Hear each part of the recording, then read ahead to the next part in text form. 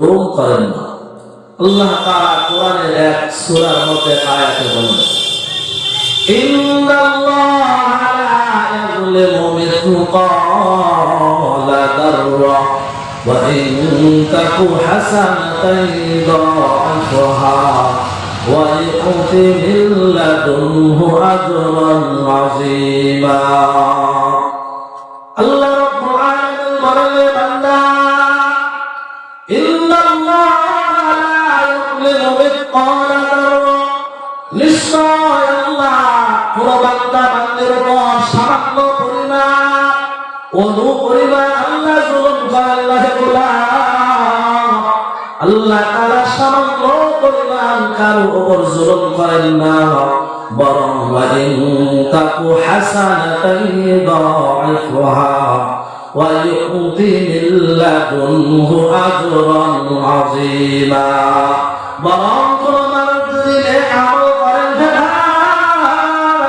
তাহলে আমার আল্লাহ ওই নেক আমলের যে সওয়াব আল্লাহ রাব্বুল আলামিন ওই নেক আমলের সওয়াবটা কয়েক গুণ বৃদ্ধি করে দেন। সুবহানাল্লাহ। শুধু তাই নয়, আমার আল্লাহ নিজের পক্ষ থেকে বান্দাকে আরো বেশি বেশি পুরস্কার দেন। হে মুসলমান, আল্লাহর গোলাম ও মুলুকদাঙ্গার আম্মা যারা ভালো করে শোনেন, তবে বিভিন্ন গুনাহের কারণে আল্লাহ তাআলা বিভিন্ন রকম শাস্তি দেন।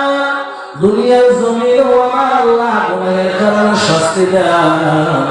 হাকিমুল উম্মত মুজাদ্দিদুল্লাহ শাহ আশরাফ আলী থানভী রাহমাতুল্লাহি আলাইহি একটা ঘটনা কিতাবের মধ্যে উল্লেখ করেছে।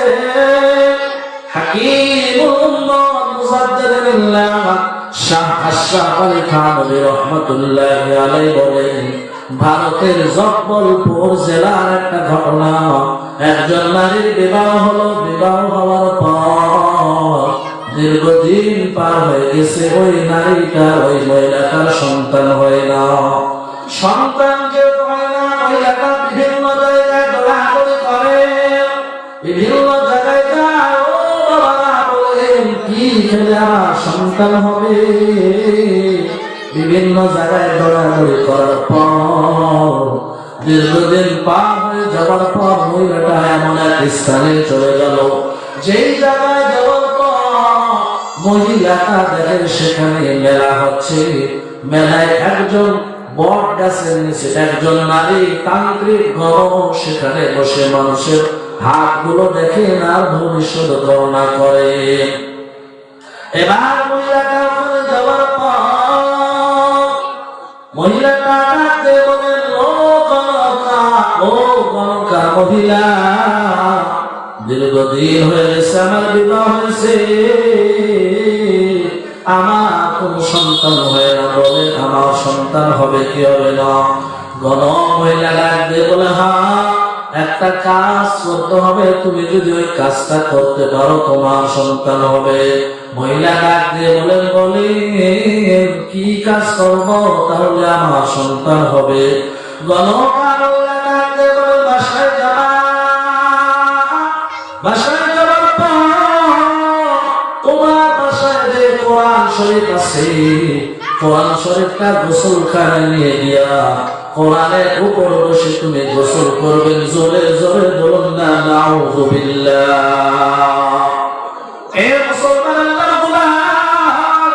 এই কথা কোন বড় মহিলা আপনাকে আমাকে বলে, সাথে সাথে আমরা প্রতিশোধ গ্রহণ করবো, মহিলাকে আঘাত করবো। কিন্তু এই মহিলার সন্তান নেওয়ার আশায় এত পাগল হয়ে গেছে। মহিলা বলে, ঠিক আছে, আমি আমার বাসায় যাওয়ার পর অবশ্যই আমি কোরআনের উপর বসে গোসল করবো। নাউযুবিল্লাহ।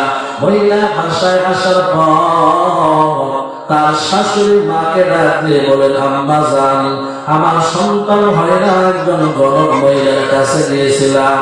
গণক মহিলা বলেছেন, আমি যদি কোরআনের উপর বসে গোসল করতে পারি তাহলে আমার আল্লাহ আমাকে সন্তান দান করবেন। শাশুড়ি মা ডাক দিয়ে বলেন, খবরদার, এমন কাজ করবা না। তুমি যদি এমন কাজ করো তাহলে আসমান থেকে আমার আল্লাহ তোমার উপর গজব নাযিল করবে। এই মহিলাটা তার শাশুড়ি মার কোনো কথা শুনেন না। দীর্ঘদিন পার হয়েছে।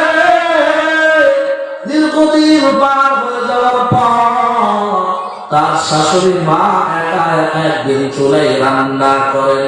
হঠাৎ খেয়াল করে দেখেন আজকে কেন রান্না ঘরে আমার বৌমাটা শোনা কি হয়েছে। এদিকে সেদিকে তালাশ করেন, হঠাৎ স্মরণ হয়ে গেছে, দেখি তো আমাদের আলমারির মধ্যে কোরআন শরীফটা আছে না নাই।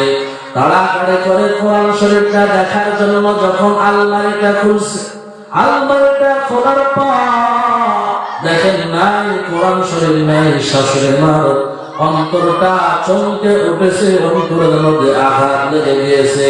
দেরি আর করেন নাই, তাড়াতাড়ি করে গোসলখানায় চলে গিয়েছে।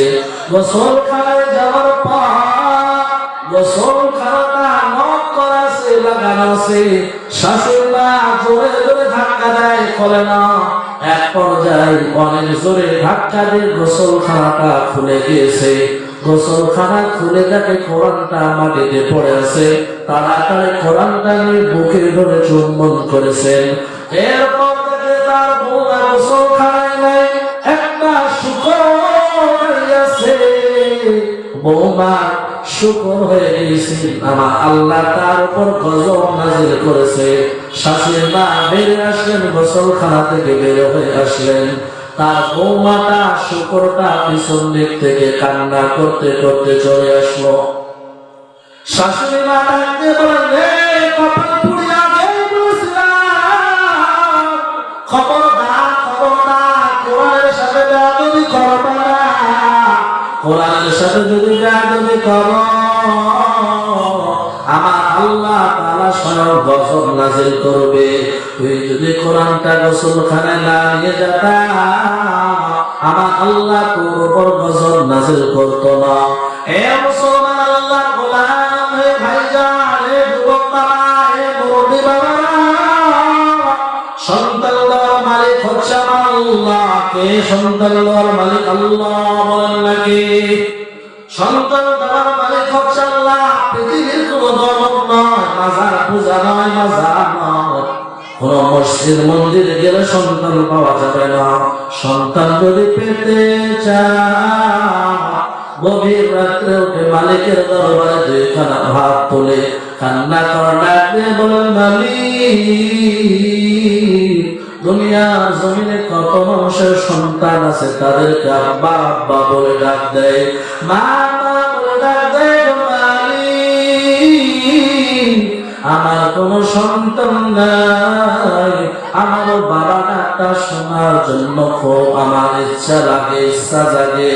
ও মালিক, আমার একটা সন্তান দান, আমার মালিক আপনার কথা শুনে আমার একটা সন্তান দান করবেন। আপনার কল্পনা হবে না আমার আল্লাহ আমার সন্তান দান করেছে। অনেকেই বলতে পারে যে অমুকের আর সন্তান হবে না, বয়স হয়ে গেছে। ইব্রাহিম পয়গম্বরের অনেক বয়স হওয়ার পর আল্লাহ সন্তান দান করেছে। জাকারিয়া পয়গম্বরের এমন বয়স হয়েছে সন্তানের আশা নাই। তিনার স্ত্রী সকলে জানত এবং বলতো তিনি একজন বন্ধা নারী, যাকে আমাদের সমাজে বাজা বলে, বন্ধা নারী, সন্তান হবে না। সংক্ষিপ্ত আলোচনা, মারিয়াম আলাইহিস সালামের লম্বা আলোচনা করা আছে যে মারিয়াম আলাইহিস সালাম তিনি এই আল্লাহ তাআলার কাছে মারিয়াম আলাইহিস সালামের আম্মা দোয়া করেছিলেন, আল্লাহ আমাকে একটা সন্তান দান করেন, আমি আপনার ঘরে খাদের হিসেবে রাখবো। কিন্তু আল্লাহ দান করেছেন মেয়ে সন্তান, নিয়োগ করার কারণে তাকে রেখে দিয়েছে। জাকারিয়া পয়গম্বর দায়িত্ব পালন করেন, তিনি সারাদিন দাওয়াতি কাজ করেন।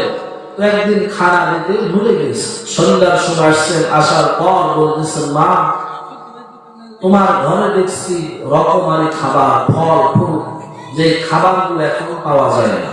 যেমন এই সময় কিন্তু আমাদের বর্তমান আমাদের এখানে আম নাই, আজ অনেক এলাকায় থাকতে পারে, বর্তমান আম আবার এমন হয়ে গিয়েছে সবসময় পাওয়া যায়, তারপর এখন তেমন পাওয়া যায় না। তো এরকম ফল, যে ফলটা বর্তমান নাই, কিন্তু মারিয়ামের ঘরে এমন ফল।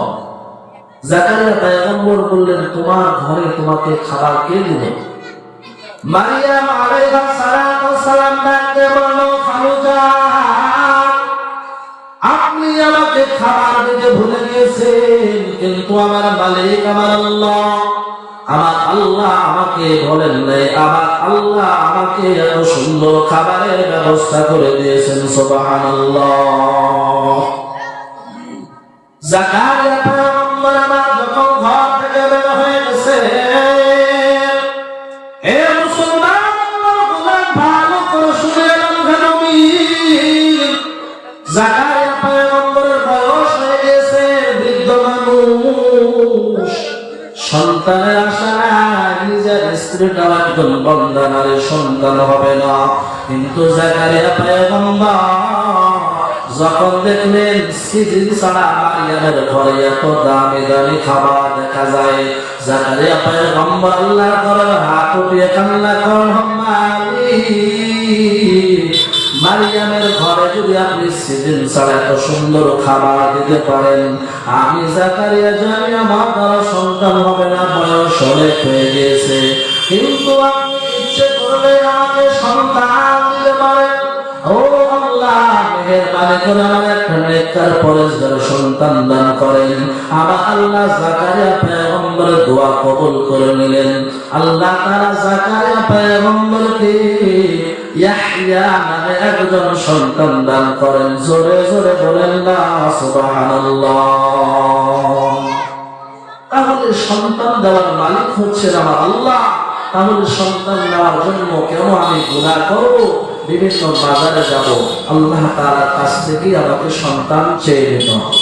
বলতেছিলাম বিভিন্ন কারণে, তিনটা কারণে বালা মুসিবত আসে। তার এক নম্বর কারণ হচ্ছে গুনাহ। গুনাহ পাপাচার যখন বৃদ্ধি হয়ে যাবে, তখন বালা মুসিবত বেশি বেশি আসবে। বিভিন্ন বাংলাদেশের বিভিন্ন অঞ্চলে আমরা শুনতে পারি ভূমিকম্প হচ্ছে। আপনি আমি গ্রাম অঞ্চলে থাকার কারণে ব্যাপারটা বুঝছি না, কিন্তু বিভিন্ন দেশে এবং বাংলাদেশের বিভিন্ন এলাকায় ভূমিকম্প হচ্ছে। আর এক নম্বর কারণ হচ্ছে গুনাহ। গুনাহ বেশি হওয়ার কারণে ভূমিকম্প হয়। আল্লাহ তাআলা মানুষকে মাঝে মধ্যে সতর্ক করান। আর গুনাহের কারণে যে বালা মুসিবত আসে, বিপদ আপদ আসে, এটাও আল্লাহ তাআলা কোরআনের মধ্যে বলেন। আল্লাহ তাআলা বলেন, যাহারুল ফাসাদু ফিল বাররি ওয়াল বাহরি বিমা কাসাবাত আইদিন নাস লিয়ুযিকাহুম বা'দাল্লাযী আমিলু লাআল্লাহুম ইয়ারজিউন।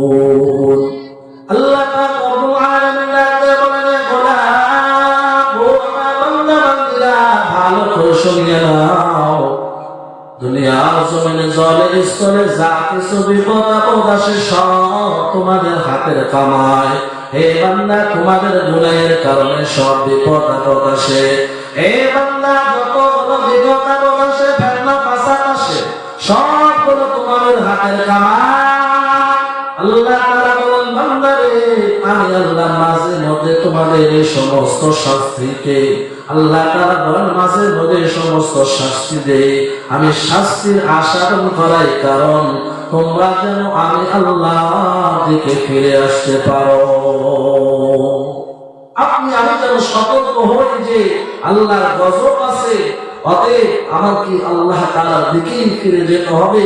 এজন্য মাঝে মধ্যে আল্লাহ তাআলা বিপদ আপদ দিয়ে মানুষদেরকে সতর্ক করান।